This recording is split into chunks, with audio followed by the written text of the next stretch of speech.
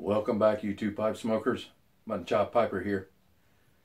Well, today's video is a continuation of our journey to discovery, creating my 16 blend rotation. Today we're going to be talking about Dark Fired Kentucky. Now, Dark Fired Kentucky gets its name because they take the Kentucky leaf. This tobacco is primarily grown in the state of Kentucky in the United States. It is taken and it is put into barns, similar to the way they do Latakia. It's put up in rafters, and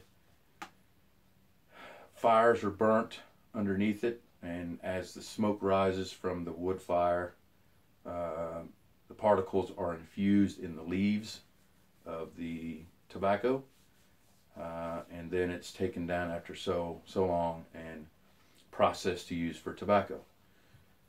Now, Kentucky leaf is a lot like burley, but when they use the wood fires to infuse the smokiness into the leaf, they don't do that quite as long as they do another blend of tobacco or another type of tobacco called Latakia.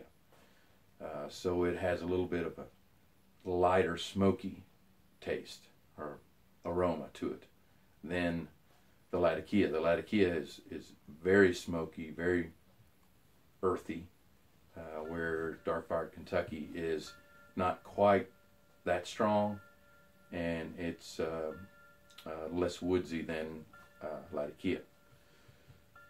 Now, there are not a lot of blends out there that I found that I like that utilize Dark Fired Kentucky, but there are three.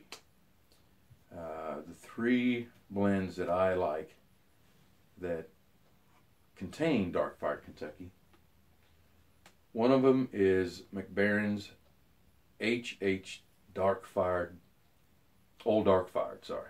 Old Dark Fired. And then another blend is Orlick's Dark Strong Kentucky. And then the last blend is a blend from Peter Heinrich called Dark Strong. Now, the Old Dark Fired, I like it. I smoke it ever so often. The only thing about Old Dark Fired that kind of turns me off is, to me, it has a licorice taste. It tastes a lot like licorice. A lot of people say, no, it tastes more like raisins. And I try to trick my mind into, when I'm smoking it, saying, no, it's raisins, it's raisins. But I don't know, I just keep coming back to a licorice kind of taste, and I don't particularly like licorice all that much. So I don't smoke the old Dark Fired quite as much as I do the other two. Now, surprisingly enough, the Dark Strong Kentucky and the Peter Heinrich's Dark Strong are practically the same. They look the same, they have the same aroma, and they practically have the same taste. A lot of people say they can't distinguish between the two, but I think I can. So I first started smoking the Orlick Dark Strong Kentucky, and I really liked it. It has a maple syrup sort of taste to it. A maple, even though there's no dressing on it. And a lot of people say, no, there has to be, because this stuff is just too good. It tastes too much like maple. But I think it's the combination of the Virginia that they use and the Dark Strong Kentucky leaf that they use.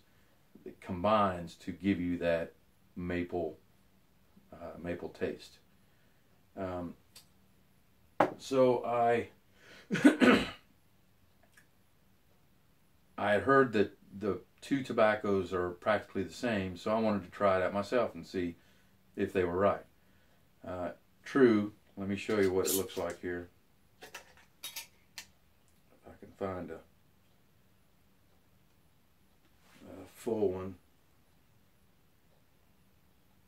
Well, it's very hard, but I'll just show you this half one.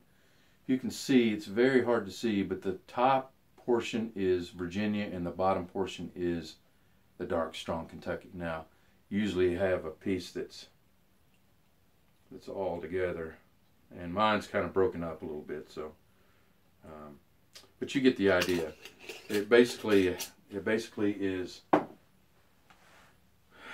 about that big square, and it has a center of Virginia, and then on each side is dark strong Kentucky.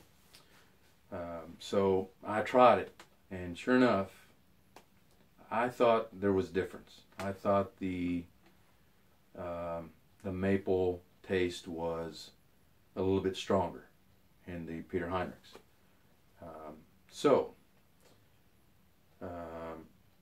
In my search for the blends that I want to be in my 16 blend rotation,